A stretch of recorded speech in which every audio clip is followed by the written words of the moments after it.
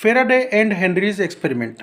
इस एक्सपेरिमेंट में आप देखोगे कि आपके पास में एक कंडक्टिंग कोइल, जिससे कि ये मेरे पास में गोल्ड की एक कोइल है, रिंग है, और एक चाहिए हमको मैग्नेट, ठीक है ना।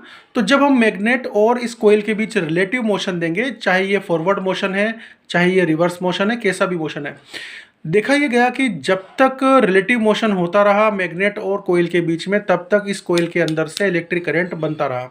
और चाहे आप इसको पीछे खींच लो, कोई फर्क नहीं पड़ता, और नॉर्थ पोल को आप फॉरवर्ड रखो या साउथ पोल को आप फॉरवर्ड रखो, उससे भी कोई फर्क नहीं पड़ता।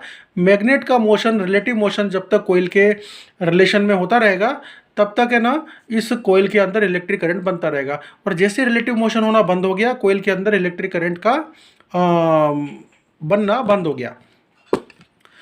तो ये एक्सपेरिमेंट किए गए, ऑब्जर्वेशन लिए गए और उनके कुछ कंक्लूजन हमको मिले। बच्चों, इलेक्ट्रोमैग्नेटिक इंडक्शन की डेफिनेशन देखी थी ना पिछले वीडियो में। क्या थी वो डेफिनेशन? इलेक्ट्रोमैग्नेटिक इंडक्शन का मतलब है to produce induced EMF in any close circuit because of change in magnetic flux linked with that close circuit. जल्दी जल्दी बोल गया, सुनो आराम से। इलेक्ट्रोमैग्नेटिक इंडक्शन का मतलब होता है to produce induced EMF in any close circuit because of change in magnetic flux linked with that close circuit. तो बच्चों, हम इस डेफिनेशन का विस्तार यहां पर देने वाले हैं। तो फेराडे और हेनरी ने जो एक्सपेरिमेंट किए थे, वो एक्सपेरिमेंट कुछ ऐसे हैं कि अभी हमने डेफिनेशन में देखा कि अगर हमारे पास में कोई मैग्नेट है और वो मैग्नेट मैग्नेटिक फील्ड लाइन को प्रोड्यूस करता है, और ये जो मैग्नेटिक फील्ड लाइंस हैं वो अगर किसी क्लोज लूप के साथ अटैच होती हैं तो वो मैग्नेटिक फ्लक्स बनाती हैं। और अगर इस मैग्नेटिक फ्लक्स में कोई चेंज आ जाता है तो ये जो क्लोज लूप है ना, कंडक्टिंग मटेरियल का बना हुआ कोइल, इसके अंदर इलेक्ट्रोमैग्नेटिक फोर्स, ईएमएफ जनरेट हो जाता है, इलेक्ट्रोमोटिव फोर्स जनरेट हो जाता है। और ये जो ईएमएफ है ना, वो क्या करता है?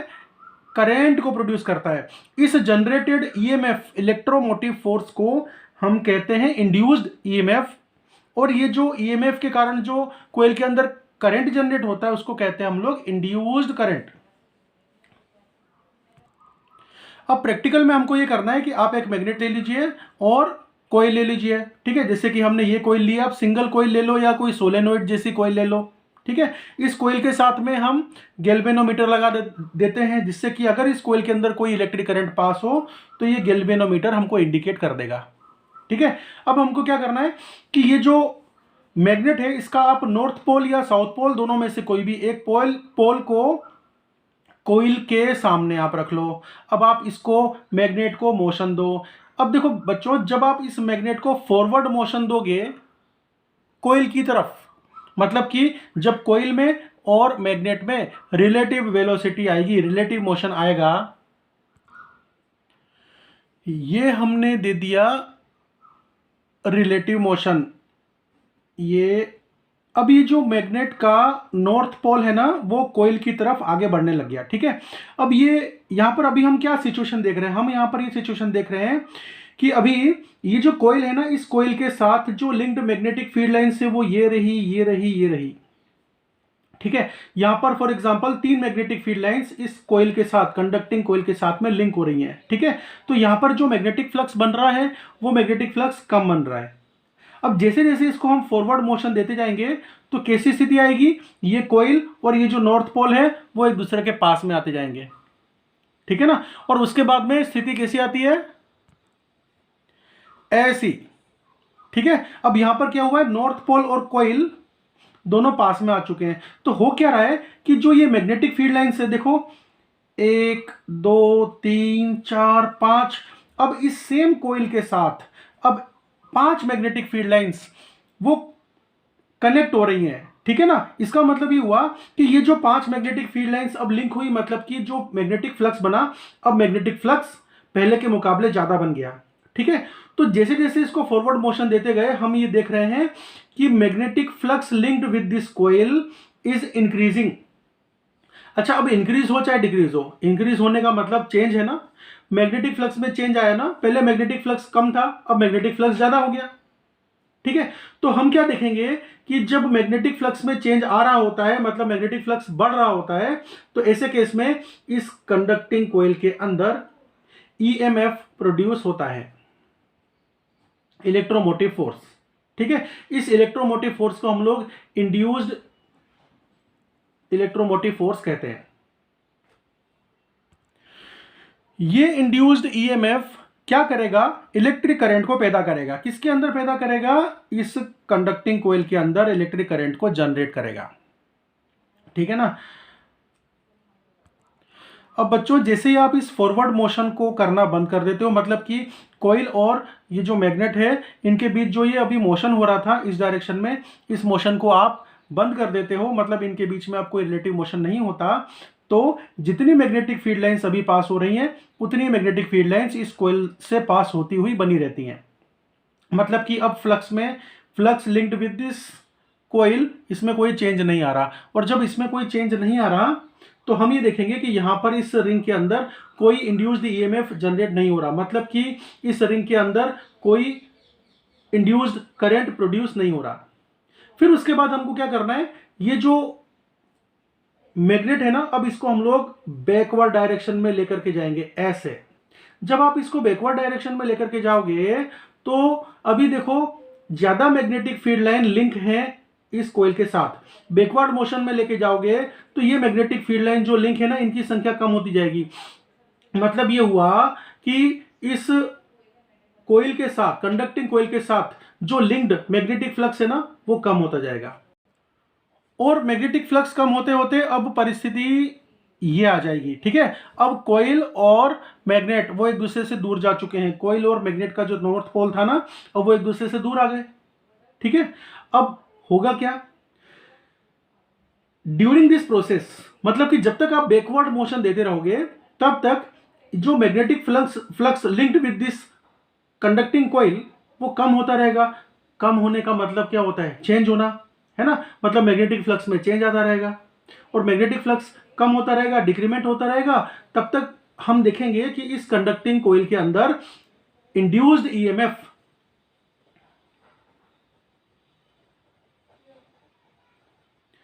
जनरेट हो रहा है। और ये इंड्यूस्ड ईएमएफ क्या करता है, इंड्यूस्ड करंट को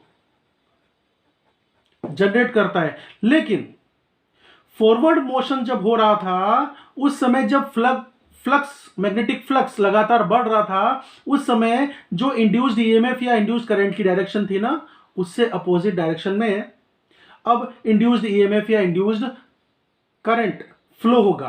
क्यों, क्योंकि यहां पर हम लोग अब बैकवर्ड मोशन दे रहे हैं। ठीक है, तो जब फ्लक्स इंक्रीज होता है इस कोयल के साथ लिंक होकर के, तो जिस डायरेक्शन में करंट पास होता है, करंट प्रोड्यूस हो जाता है, उससे अपोजिट डायरेक्शन में करंट प्रोड्यूस होगा अगर फ्लक्स जो लिंक है इस कोयल के साथ वो घटने लगे तो।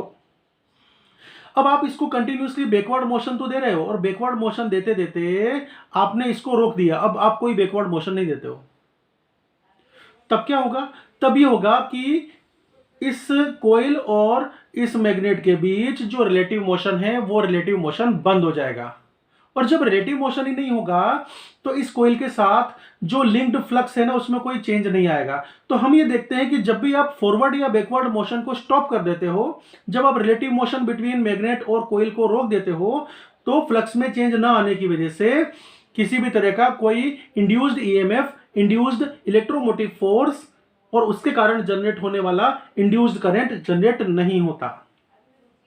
ठीक है, अब ये तो एग्जांपल लिया कि आपने मैग्नेट के नॉर्थ पोल को कोयल की डायरेक्शन में रखा।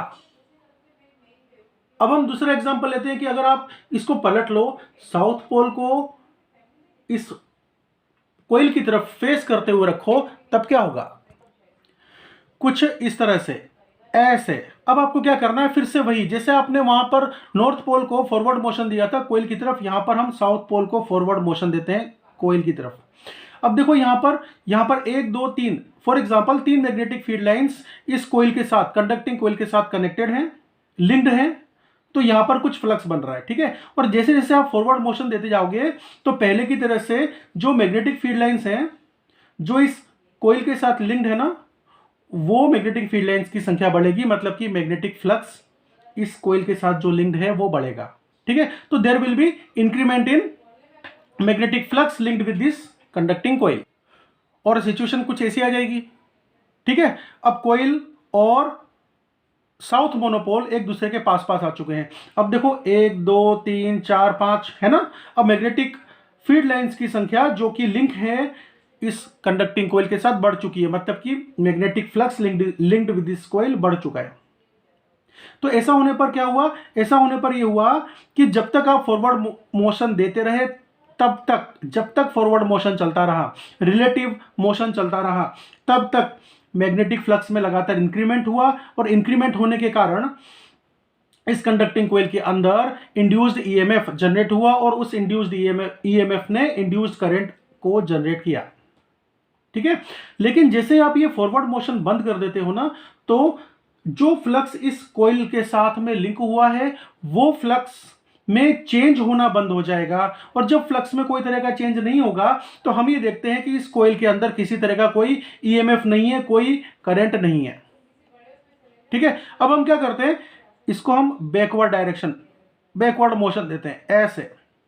जब हम इसको पीछे खींच के ले जाएंगे, साउथ पोल और कॉइल एक दूसरे से दूर जाएंगे, तो क्या होगा, ये जो अटैच्ड मैग्नेटिक फ्लक्स है इस कॉइल के साथ में, वो मैग्नेटिक फ्लक्स लगातार उसका डिक्रीमेंट होगा, और सिचुएशन कैसी आ जाएगी, और सिचुएशन ऐसी आ जाएगी। अब देखो कॉइल और मैग्नेट का साउथ मोनोपोल वो एक दूसरे से दूर जा चुके हैं, क्योंकि हमने बैकवर्ड मोशन दिया था ना। अभी ये बैकवर्ड मोशन चल रहा है और ये साउथ मोनोपोल दूर जा रहा है। ठीक है, अब जब तक ये बैकवर्ड मोशन चलता रहेगा, मतलब जब तक ये रिलेटिव बैकवर्ड मोशन होता रहेगा, तब तक ड्यूरिंग दैट टाइम पीरियड, उस टाइम पीरियड के दरमियान ये जो कॉइल के साथ जो लिंक्ड मैग्नेटिक फ्लक्स है वो लगातार कम होता रहेगा। अब कम होना या ज्यादा होना, होना तो चेंज ही है ना। तो जब तक इस कॉइल के साथ लिंक्ड मैग्नेटिक फ्लक्स में चेंज आता रहेगा, तब तक इसके अंदर, कॉइल के अंदर इंड्यूस्ड ईएमएफ जनरेट होता रहेगा, और ये इंड्यूस्ड ईएमएफ इंड्यूस्ड करंट को जनरेट करता रहेगा। ठीक है, वो अलग बात है कि जब फ्लक्स में, इस कॉइल के साथ अटैच फ्लक्स में जब इंक्रीमेंट ऑफ मैग्नेटिक फ्लक्स हो रहा था, तो उस समय जिस डायरेक्शन में इलेक्ट्रिक करंट फ्लो हो रहा था, जिस डायरेक्शन में इंड्यूस्ड ईएमएफ प्रोड्यूस हो रहा था, उससे अपोजिट डायरेक्शन में इंड्यूस्ड ईएमएफ और इंड्यूस्ड करंट प्रोड्यूस होगा अगर आप उसको बैकवर्ड मोशन देते हो तो। लेकिन चाहे वो फॉरवर्ड मोशन हो चाहे वो बैकवर्ड मोशन हो, दोनों ही कंडीशन में हम ये देख चुके हैं कि magnetic flux linked with this coil is changing, और जब तक चेंज होगा, जब तक चेंज होता रहेगा, इस कॉइल के अंदर इंड्यूस्ड करंट प्रोड्यूस होता रहेगा। और जैसे ही आप इसको बैकवर्ड मोशन देते देते आप इसको स्टॉप कर देते हो, अब कोई बैकवर्ड मोशन नहीं देते हो, तो magnetic flux attached with this ring, उसमें कोई चेंज नहीं आएगा, और मैग्नेटिक फ्लक्स इस रिंग के साथ जो कनेक्टेड है उसमें चेंज आ जाने से, चेंज नहीं आने से, कांस्टेंट रहने से, अब कोई इंड्यूस्ड ईएमएफ, कोई इंड्यूस्ड करंट यहां पर पास नहीं होने वाला है। तो ये प्रैक्टिकल था फेराडेज और हेनरी एक्सपेरिमेंट। अब बात यह है कि करंट फॉरवर्ड है या करंट जो है वो किस डायरेक्शन में है, करंट की डायरेक्शन में चेंज आया या करंट में कोई चेंज नहीं आया, तो वो मैं आपको फिगर से बता चुका हूं कि हम लोग क्या करते हैं। यहां पर मैंने इस कोयल के साथ में कनेक्टेड गैल्वेनोमीटर आपको बताया नहीं है, ठीक है, वो मैं आपको फिगर में अभी बता देता हूं। इस तरह से आप रिप्रेजेंट कर सकते हो आपके बोर्ड के एग्जाम में। ये तो बस आपको मैं कंसेप्ट समझा रहा था, क्योंकि बच्चे जो नीट और जी के लिए भी प्रिपेयर कर रहे हैं तो वो ये कंसेप्ट सुन रहे हैं। तो आपको जो फिगर है ना वो कुछ इस तरीके से बतानी है बना करके, ठीक है ना। ये वो पेज है मेरे द्वारा प्रोड्यूस्ड नोट्स का, जो बच्चे ऑलरेडी लेकर के बैठे हुए हैं, और जो बच्चे अभी नए जुड़े हैं उनको मैं बता दूं, आप लोगों के लिए मैंने नोट्स प्रोड्यूस किए हैं, आप इन्हें मंगवा सकते हैं। आपको फ़ोन कॉल बिल्कुल नहीं करना है, केवल मैसेज ही करना है।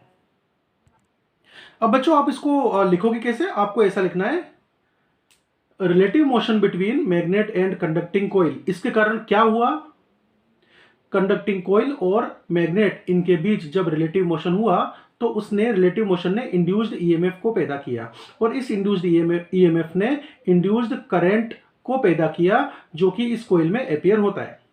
ठीक है, अब यहां पर मैंने बता रखा है आप चाहो तो नॉर्थ पोल को फॉरवर्ड मोशन दो या बैकवर्ड मोशन दो, यहां पर साउथ पोल को कोयल की तरफ रख के आप फॉरवर्ड मोशन दो या बैकवर्ड मोशन दो।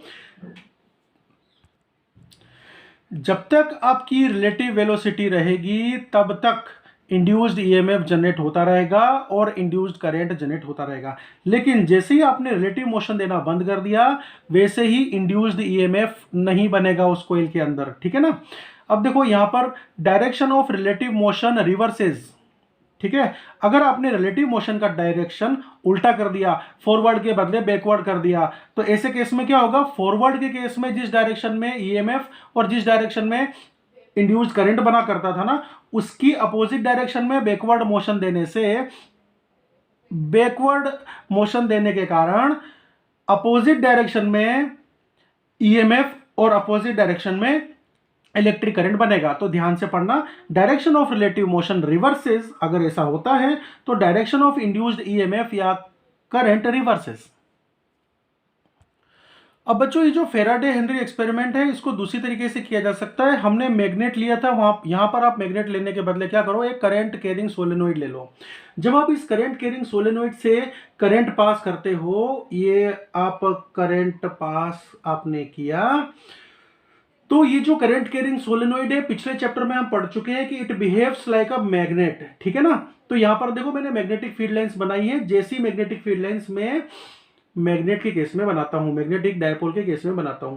अब आप इस करंट कैरिंग कोइल को, मतलब करंट कैरिंग सोलेनोइड को फॉरवर्ड मोशन दो या बैकवर्ड मोशन दो, ठीक है। जब आप इसको फॉरवर्ड मोशन देते हो इस डायरेक्शन में, तो क्या होगा, ये जो कोइल है इस कोइल का नाम हमने रखा है सेकेंडरी कोइल। जो कोइल मैग्नेटिक फील्ड प्रोड्यूस कर रही है उसका नाम हमने रखा है प्राइमरी कोइल, ठीक है।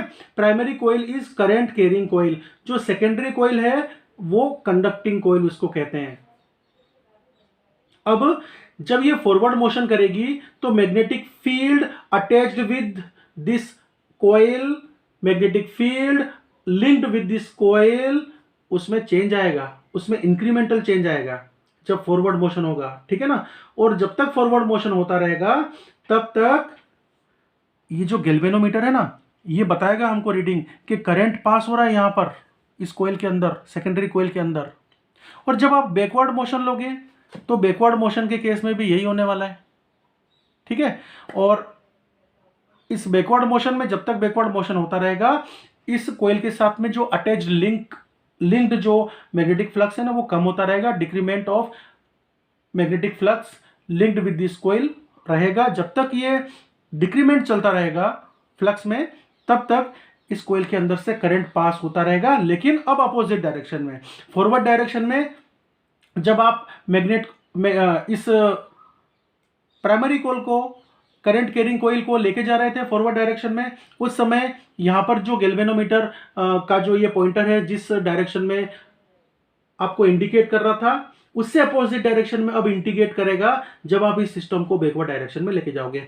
अगर आपने इसको फॉरवर्ड या बैकवर्ड डायरेक्शन में चलाना बंद कर दिया, मतलब रिलेटिव वेलोसिटी नहीं है, तो फिर कुछ नहीं, यहां पर magnetic flux attached with this coil वो कांस्टेंट हो जाएगा, उसमें कोई चेंज नहीं आएगा। और चेंज नहीं आएगा तो गैल्वेनोमीटर रीडिंग 0 शो करेगा, मतलब कोई ईएमएफ जनरेट नहीं हुआ, कोई इलेक्ट्रिक करंट इंड्यूस्ड जनरेट नहीं हुआ। अब बच्चों देखो यहां पर, as current carrying coil have relative motion with conducting coil, induced EMF appears. और जब इंड्यूस्ड ईएमएफ अपीयर होगा किसके अंदर, इस कोइल के अंदर, तो induced current appears in conducting coil, ठीक है।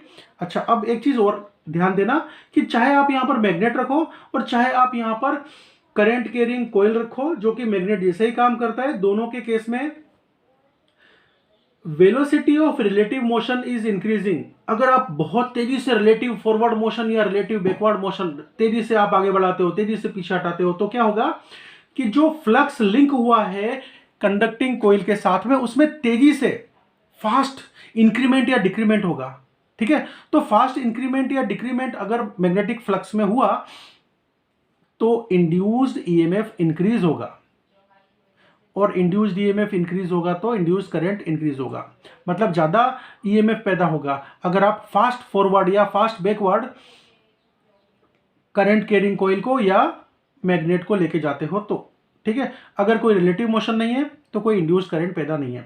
Direction of relative motion changes, induced EMF and induced current reverses. ध्यान से देखो, यहाँ पर प्राइमरी कॉइल है जिसके अंदर हम इस बैटरी से चाहें तो करंट को पास करवा सकते हैं, और इस प्राइमरी कॉइल के अंदर जब करंट पास होता है तो हमको पता है कि करंट कैरिंग सोलेनोइड के अंदर जब करंट पास होगा तो मैग्नेटिक फील्ड लाइंस बनने लग जाएंगी, ठीक है। और यहाँ पर हमने एक सेकेंडरी कोयल रखी हुई है, ये सेकेंडरी कोयल है, कंडक्टिंग कोयल है, ठीक है। प्राइमरी कोयल को हम लोग करंट कैरिंग कोयल का नाम देते हैं। अब देखो यहाँ पर इस सिचुएशन में अभी मैंने इस की को ऑफ रखा हुआ है, स्विच को मैंने ऑफ रखा हुआ है। यहाँ पर अभी मान लो कि कोई करंट पास नहीं हो रहा। जब कोई करंट पास नहीं हो रहा तो किसी भी तरह की कोई मैग्नेटिक फील्ड लाइन यहाँ पर बनती हुई नहीं दिखाई दे रही है।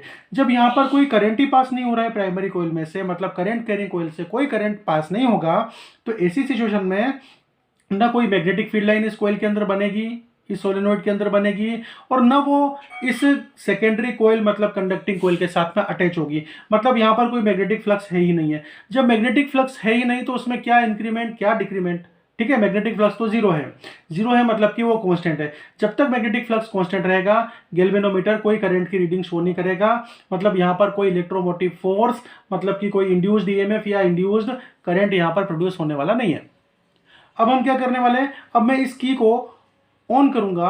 अब देखो मान लो कि यहां से 10 ampere total maximum current pass होने वाला है इस सर्किट में से। जैसे ही आप स्विच ऑन करते हो तो ऐसा नहीं होता है कि अचानक 10 एम्पियर करंट अपीयर हो गया, नहीं। वो 0 से 1 2 3 4 5 6 7 एम्पियर 9 एम्पियर 10 एम्पियर ऐसे करके इंक्रीमेंट होता है। और जब आप स्विच ऑफ करते हो तो ऐसा नहीं होगा कि अचानक से 10 एम्पियर से सीधा 0 एम्पियर करंट हो गया, नहीं। वो घटता है, 10 एम्पियर 9 एम्पियर 8 एम्पियर 7 एम्पियर करते करते 2 एम्पियर 1 एम्पियर और 0 एम्पियर, ठीक है ना। इस तरीके से करंट बढ़ता है घटता है, ठीक। अब इसमें यहां पर मैं ये बात बताऊंगा कि जैसे जैसे यहां पर इलेक्ट्रिक करंट बढ़ेगा वैसे वैसे इलेक्ट्रिक करंट बढ़ने से B is equal to mu 0 NI, ये आप जानते ही हो, ये हम पढ़ चुके हैं। तो इलेक्ट्रिक करंट के बढ़ने से मैग्नेटिक फील्ड अंदर बढ़ेगा, मतलब कि number of magnetic field lines यहां पर ज्यादा बनेगी। अगर आप इलेक्ट्रिक करंट को इंक्रीज करते हो 0 एम्पियर से 1 एम्पियर 2 एम्पियर 3 एम्पियर 4 एम्पियर इस करंट को लेके जाते हो, यहां पर ज्यादा मैग्नेटिक फील्ड लाइन बनेगी, है ना। ओके, चलो आपने इंक्रीमेंट करना शुरू कर दिया। अभी तो यहां पर कोई मैग्नेटिक फील्ड लाइन दिखाई नहीं दे रही है, यहां पर कोई फ्लक्स नहीं है। अब यहां पर हमने क्या किया, करंट को बढ़ाया 0 एम्पियर 1 एम्पियर 2 एम्पियर। तो 0 एम्पियर 1 एम्पियर 2 एम्पियर अब हम यहां पर पहुंच गए, करंट 2 एम्पियर हो चुका है। जब करंट 2 एम्पियर हो गया तो हमने ये देखा कि अब मैग्नेटिक फील्ड लाइंस यहां पर पहले नहीं थी, अब 2 ampere per magnetic field lines यहां पर अपीयर होने लग गई हैं, ठीक है। हम क्या देख सकते हैं कि देखो ये मैग्नेटिक फील्ड लाइन, ये मैग्नेटिक फील्ड लाइन, ये सब मैग्नेटिक फील्ड लाइन, यहां पर for example 5 magnetic field line अब यहां पर कनेक्ट हो चुकी हैं। पहले 0 मैग्नेटिक फील्ड लाइन इस कोयल के साथ कंडक्टिंग कोयल के साथ लिंक थी, अब 5 मैग्नेटिक फील्ड लाइन लिंक है इस इस कंडक्टिंग कोयल के साथ, ठीक है। इसका नाम कंडक्टिंग कोयल और इसका नाम primary coil current carrying coil.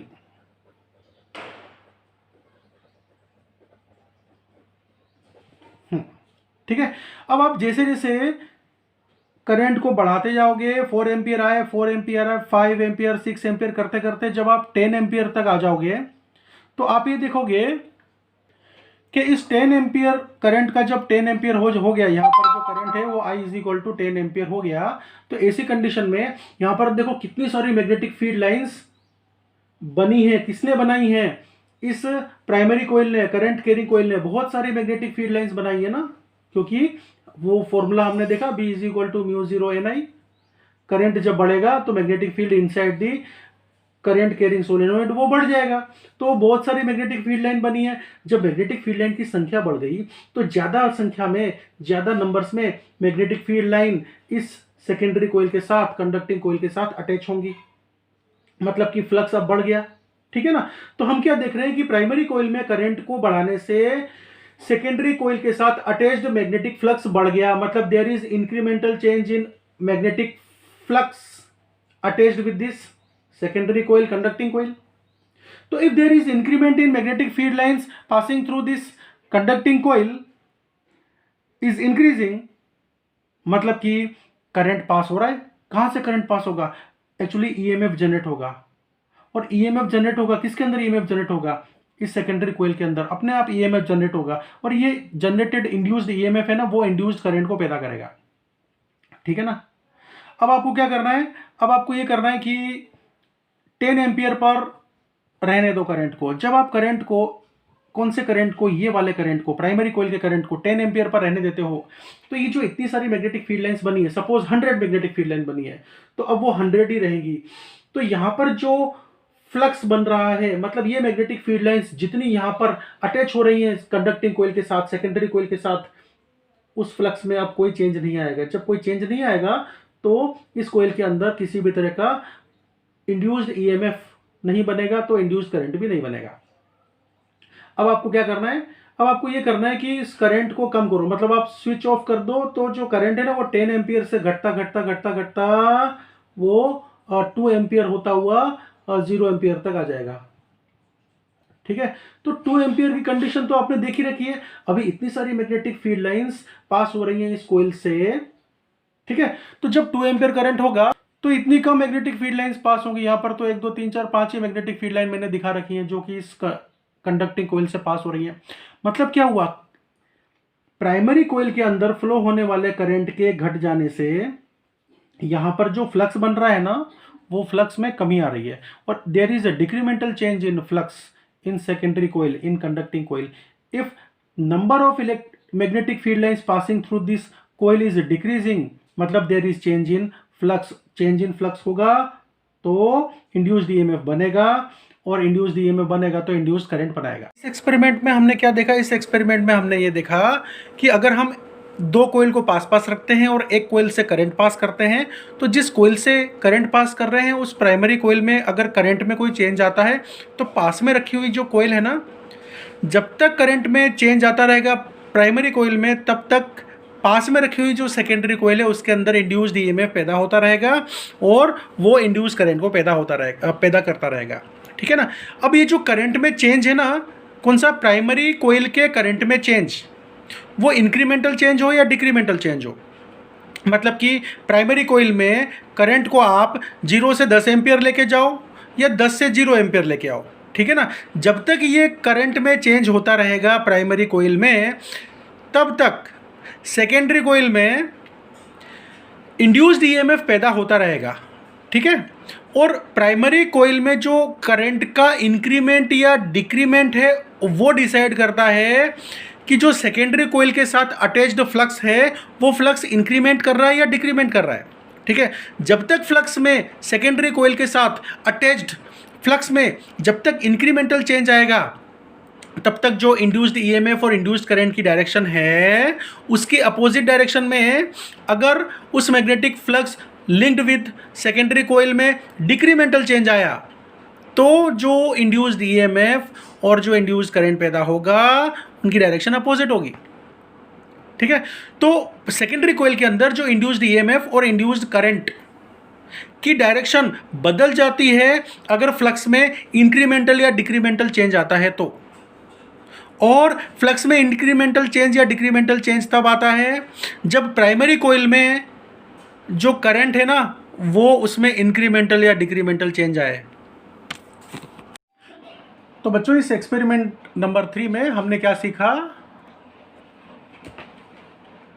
If there is change in current in current carrying coil, current carrying coil कौन सी है, मतलब प्राइमरी कोइल, जब प्राइमरी कोइल के अंदर if there is change in current then in nearby conducting coil, मतलब secondary coil उसके अंदर इंड्यूसेस ईएमएफ, उसके अंदर ईएमएफ इंड्यूस हो जाता है ना, इंड्यूस्ड ईएमएफ अपीयर्स। इसका मतलब कि ये जो इंड्यूस्ड ईएमएफ है वो इंड्यूस्ड करंट को अपीयर करवा देता है। अच्छा, जब इस प्राइमरी कोइल के अंदर आप रैपिड चेंज इन करंट करते हैं, ठीक है, जब करंट को कैरिंग कोइल के अंदर बहुत तेजी से करंट में चेंज आता है, 0 से 10 एम्पियर बहुत तेजी से वो वैल्यू अचीव होती है, तो जो इंड्यूस्ड ईएमएफ है ना वो तेजी से अपीयर होता है, मतलब ज़्यादा अपीयर होता है सेकेंडरी कोइल के अंदर। क्यों ज़्यादा अपीयर होता है, क्योंकि चेंज इन फ्लक्स बहुत रैपिड है, कम समय में सेकेंडरी कोइल के साथ अटैच्ड फ्लक्स है ना वो तेजी से इंक्रीमेंट कर रहा है, ठीक है, और डिक्रीमेंट भी करेगा तब भी ईएमएफ ज्यादा ही पैदा होने वाला है। बात यह है कि अगर फ्लक्स तेजी से बढ़ेगा या तेजी से घटेगा तो इंड्यूस्ड ईएमएफ ज्यादा पैदा होगा और वो ज्यादा इंड्यूस्ड ईएमएफ ज्यादा इंड्यूस्ड करंट को प्रोड्यूस करेगा, ठीक है ना। अच्छा, यहां पर ये जो आपने ये बार देख रहे हो आप, ठीक है ना, अगर हमने इस बार को जैसे कि आयरन बार ले लिया, आयरन की रोड ले ली, तो आयरन की रोड एक कोर की तरह ले लेने से if core is iron bar, induced EMF will be large, है ना, ज्यादा इंड्यूस्ड ईएमएफ पैदा होगा। तो बच्चों 3 एक्सपेरिमेंट कर लिया ना, अब ये एक्सपेरिमेंट करने के बाद कंक्लूड तो करना पड़ेगा। तो कंक्लूड क्या किया, ओवरऑल हमने ये देखा कि चाहे आप एक चाहे आप एक कंडक्टिंग रिंग, जिसको हम लोग सेकेंडरी कोयल बोलते हैं ना, तो ये जो सेकेंडरी कोयल है, इस सेकेंडरी कोयल के पास में आप मैग्नेट को लेके जाइए, फॉरवर्ड कीजिए, चाहे मैग्नेट को आप रिवर्स मतलब बैकवर्ड डायरेक्शन में मोशन करवाइए, ठीक है, और चाहे आप एक प्राइमरी कोयल ले लीजिए जिसके अंदर ऑलरेडी करंट पास हो रहा है और करंट किसी कोयल में ऑलरेडी पास होगा, तो वो कोयल के अंदर मैग्नेटिक फील्ड तो पैदा करेगा, मैग्नेटिक फील्ड लाइन तो बनाएगा, जैसे कि हमने देखा था करंट कैरिंग सोलेनोइड के अंदर, ठीक है ना। तो ये जो करंट कैरिंग सोलेनोइड है, इस करंट कैरिंग सोलेनोइड को इस कंडक्टिंग रिंग के पास में जब आप लेके जाओगे, फॉरवर्ड मोशन करा दो चाहे वो बैकवर्ड मोशन करा दो, मतलब रिलेटिव मोशन होना चाहिए, ठीक है ना। तो ऐसे केस में भी इंड्यूस्ड ईएमएफ पैदा हुआ। और फिर उसके बाद क्या प्रैक्टिकल था कि आप एक करंट कैरिंग कोयल ले लीजिए और आप एक सेकेंडरी कोयल मतलब कि एक कंडक्टिंग कोयल ले लीजिए, दोनों को पास पास में रखिए, और ये जो करंट कैरिंग कोयल है इसके अंदर आप करंट में चेंज कीजिए, तो चाहे वो चेंज आप करंट को बढ़ाते हो चाहे घटाते हो, कैसा भी चेंज करते हो। तो हमने ये देखा कि जो सेकेंडरी कोयल है, जो कंडक्टिंग रिंग है, उसके अंदर इंड्यूस्ड ईएमएफ पैदा हो रहा है और वो इंड्यूस्ड ईएमएफ इंड्यूस्ड करंट को पैदा कर रहा है, ठीक है ना। अच्छा, तो ओवरऑल कंक्लूजन ये नहीं है कि वो फॉरवर्ड मोशन बैकवर्ड मोशन और वो किसी कंडक्टिंग रिंग के अंदर से करंट पास करवा करके मतलब करंट कैरिंग सोलेनोइड को लेकर के उसको फॉरवर्ड बैकवर्ड मोशन करना या किसी करंट कैरिंग सोलेनोइड के अंदर करंट को बढ़ाना घटाना, वो सब कंक्लूजन नहीं है। कंक्लूजन ओवरऑल ये है कि किसी भी मेटेलिक रिंग, किसी भी कंडक्टिंग रिंग से अटैच्ड अगर कोई मैग्नेटिक फ्लक्स में चेंज आया, चाहे वो चेंज इंक्रीमेंटल हो चाहे वो चेंज डिक्रीमेंटल हो, ठीक है, किसी भी कंडक्टिंग रिंग के साथ, ध्यान से सुनना, किसी भी कंडक्टिंग रिंग के साथ अटैच्ड जो मैग्नेटिक फ्लक्स है उसमें अगर इंक्रीमेंटल या डिक्रीमेंटल कैसा भी चेंज आया तो इस रिंग के अंदर से ऑटोमेटिक अपने आप नेचुरली इंड्यूस्ड ईएमएफ पैदा हो जाता है इस कंडक्टिंग रिंग के अंदर, और इस कंडक्टिंग रिंग के अंदर इंड्यूस्ड करंट फ्लो होने लग जाता है, ठीक है। तो यह है कंक्लूजन। और इसको बताने का दूसरा तरीका यह है कि किसी भी कंडक्टिंग रिंग, अभी इसके अंदर कोई करंट पास नहीं हो रहा है, ये सिंपल एक कंडक्टिंग रिंग है, ठीक है, तो अगर इस कंडक्टिंग रिंग से पास होने वाली number of magnetic field lines में इंक्रीमेंटल या डिक्रीमेंटल, चाहे इंक्रीमेंटल हो चाहे डिक्रीमेंटल, चेंज आया, किसमें चेंज आया, ध्यान से सुनना, इस कंडक्टिंग रिंग से पास होने वाली मैग्नेटिक फील्ड लाइंस की संख्या में अगर चेंज आया तो इस कंडक्टिंग रिंग के अंदर अपने आप naturally induced EMF, induced electromotive force generate हो जाएगा और वो induced electromotive force induce current को पैदा करेगा और वो इंड्यूस करंट चलने लग जाएगा, ठीक है ना। तो ये है कंक्लूजन पहला।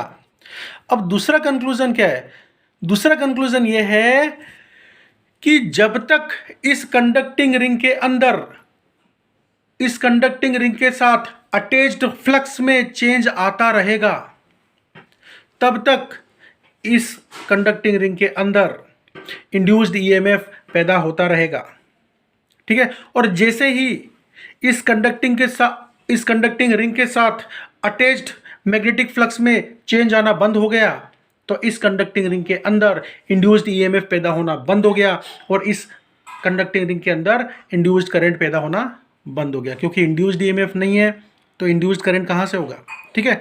तो हम कैसे कहेंगे,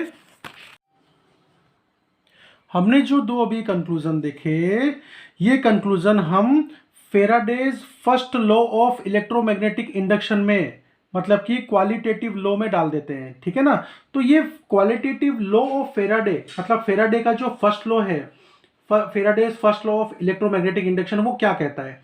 वो ये कहता है changing flux linked with conducting कोयल।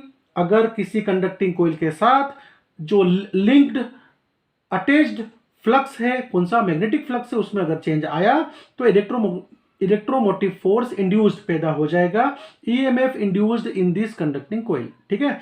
और दूसरा, जब तक इस फ्लक्स में चेंज होता रहेगा तब तक उतने टाइम पीरियड तक ईएमएफ पैदा होता रहेगा। Induced EMF exists till change in flux linked in that coil continue. अच्छा, तो ये है Faraday's first law of EMI, electromagnetic induction. अब हम Faraday's second law of EMI पढ़ने जा रहे हैं। Faraday's second law of EMI, ये लॉ क्वांटिटेटिव लॉ है। अब देखना ये लॉ क्या कहता है। हमको ये पता है ना कि हमने ये भी तो कंक्लूड किया है कि जो इलेक्ट्रोमोटिव फोर्स जनरेटेड इंड्यूस्ड है, उसको मैंने ये लिखा, इसको इंड्यूस्ड ईएमएफ, ठीक है ना। तो ये जो इंड्यूस्ड ईएमएफ है ना, ये प्रोपोर्शन में है चेंज इन फ्लक्स के। ये देखो, ये तो हम जानते ही हैं। और साथ ही साथ ये जो इंड्यूस्ड ईएमएफ है ना, वो इनवर्सली प्रोपोर्शनल में है टाइम ड्यूरेशन के।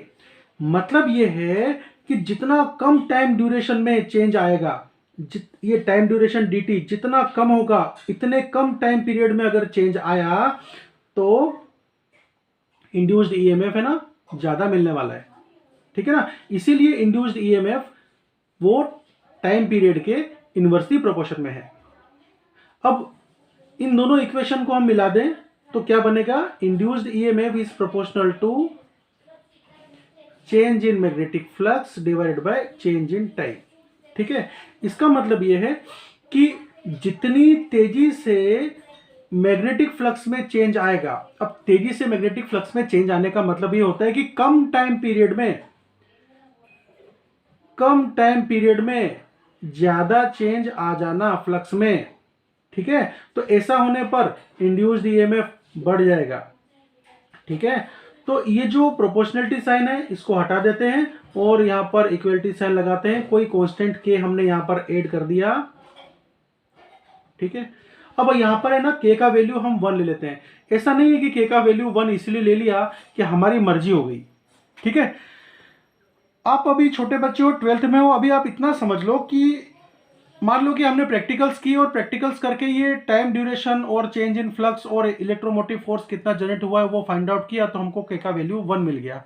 अभी आप ये कंसीडर कर लो, ठीक है ना। लेकिन जब आप बड़े हो जाओगे तो आपको ये पता चलेगा कि जब भी हम कोई नई फिजिकल क्वांटिटी, किसी नई फिजिकल क्वांटिटी को इंट्रोड्यूस करते हैं और उस इंट्रोडक्शन के समय अगर कोई कांस्टेंट आता है तो उस कांस्टेंट को हम 1 ले लेते हैं, ठीक है। तो अभी इतना जानना आपके लिए पर्याप्त है, ओके। तो के का वैल्यू 1 ले लिया तो हमको क्या मिला? E is equal to D phi B by D T. मतलब कि इसको कैसे बोलते हैं, इसको एक दूसरा नाम इसका और भी है, इसको हम बोल सकते हैं time rate of change of magnetic flux. D phi B by D T को हम लोग time rate of change of magnetic flux भी बोल सकते हैं, ठीक है। या change in magnetic flux per unit time ऐसा भी बोल दो, ओके। अब है ना, मान लो कि ये जो कंडीशन है ना बच्चों, ये कंडीशन है एक सिंगल कोयल की। ये एक सिंगल कंडक्टिंग कोयल है, इसके साथ मैंने गैल्वेनोमीटर अटैच किया हुआ है, ये ठीक है। ये सिंगल कोयल की कंडीशन है। अब ये सिंगल कोयल ना होकर के और बहुत सारा एक सोलेनोइड की तरह से बहुत सारी कोयल होती और इसमें total number of turns capital N इतना होता, तो जो इंड्यूस्ड ईएमएफ पैदा होता वो इंड्यूस्ड ईएमएफ वो एन मल्टीप्लाइड बाय, यहां पर हमको एन से मल्टीप्लाई कर देना है, इधर एन से मल्टीप्लाई कर देना, ठीक है ना। तो यहां पर एन लिख दिया मैंने, ये लिख दिया एन, ओके। और आगे लिख दो D five B by D T, D five B by D T. ये हमारी इक्वेशन बन गई। सिंगल कोयल है तो एन के बदले 1 ले लो, capital N is equal to 1, अगर सिंगल कोयल है तो ऐसी। और मान लो कि यहां पर 10 टर्न है तो एन के बदले 10 ले लो। तो ईएमएफ जो प्रोड्यूस होगा वो इतना प्रोड्यूस होगा। यहाँ पर हम जो बात कर रहे हैं ना, ये ईएमएफ के मैग्नीट्यूड के बारे में बात कर रहे हैं। मतलब अभी हमने ईएमएफ की डायरेक्शन के बारे में कोई बात नहीं की है कि ईएमएफ का डायरेक्शन क्या होगा अगर इंक्रीमेंटल या decremental change in magnetic flux attached with the secondary coil हुआ, तो इसके बारे में हमने कोई बात नहीं करी है। ठीक है, हम तो केवल अभी मैग्नीट्यूड की बात कर रहे हैं। तो मैग्नीट्यूड की बात होने मात्र के लिए ईएमएफ का वैल्यू ज़्यादा है कम होगा अगर कम टाइम ड्यूरेशन या ज़्यादा टाइम ड्यूरेशन में फ्लक्स में चेंज कम या ज़्यादा होगा तो। ठीक है, तो इसका मैग्नीट्यूड के बारे में चर्चा, इसीलिए हमने फैराडे सेकेंड लॉ को क्वांटिटेटिव लॉ कहा है। और अगर बच्चों आपको इंड्यूस्ड करंट पता करना है तो करंट इंड्यूस्ड करंट क्या होता है, वोल्टेज बाय रेजिस्टेंस ना। तो वोल्टेज मतलब ये क्या है, वोल्टेज ही तो है। ईएमएफ क्या होता है, तो ईएमएफ बाय आर ले लो, तो कितना हो गया N into 1/r into D phi B by D T, ये हो गया ना। तो बच्चों फेराडेज का सेकेंड नियम जो है इलेक्ट्रोमैग्नेटिक इंडक्शन के बारे में, वो एक क्वांटिटेटिव लॉ है। तो हमने क्या अभी पढ़ा था, मैग्नीट्यूड ऑफ इंड्यूस्ड ईएमएफ, मतलब कि ये है ना, ये मैग्नीट्यूड ऑफ इंड्यूस्ड ईएमएफ है ना। तो magnitude of induced EMF is proportional to rate of change of magnetic flux linked with the conducting coil.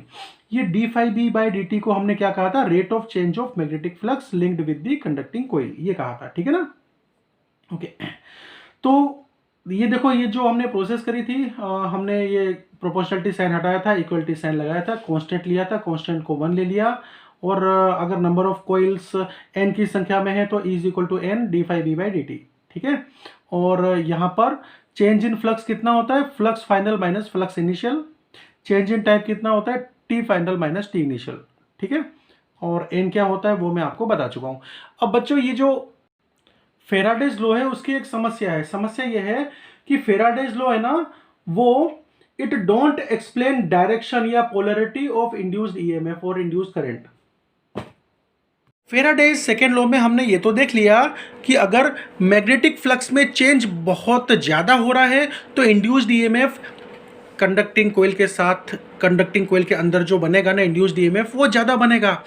और अगर कंडक्टिंग कोइल के साथ अटैच्ड जो फ्लक्स है उसके अंदर चेंज बहुत कम समय में होता है, मतलब बहुत फास्ट चेंज, रैपिड चेंज होता है, तो ऐसे केस में भी जो इंड्यूस्ड ईएमएफ प्रोड्यूस होगा उस कंडक्टिंग कोइल के अंदर वो भी ज़्यादा होगा। लेकिन फेराडेज सेकेंड लॉ जो कि एक क्वांटिटेटिव लॉ है, उसकी लिमिटेशन ये है कि वो जो इंड्यूस्ड ईएमएफ है ना उसकी डायरेक्शन के बारे में कुछ नहीं बताता कि भैया फ्लक्स में चेंज आएगा तो किस डायरेक्शन में, मतलब फ्लक्स में अगर इंक्रीमेंटल चेंज आया तो किस डायरेक्शन में इंड्यूस्ड ईएमएफ पैदा होगा, और फ्लक्स में अगर डिक्रीमेंटल चेंज आया attached with that conducting ring तो जो इंड्यूस्ड ईएमएफ है वो किस डायरेक्शन में प्रोड्यूस होगा, इसके बारे में तो कोई जानकारी नहीं दे पाया। ठीक है ना, तो इस लिमिटेशन, इस डिसएडवांटेज ऑफ ये जो सेकेंड लॉ है जो हमको ये जानकारी कम दे रहा है, तो ये जानकारी जो अधूरी रह गई थी, इस जानकारी को फुलफिल किया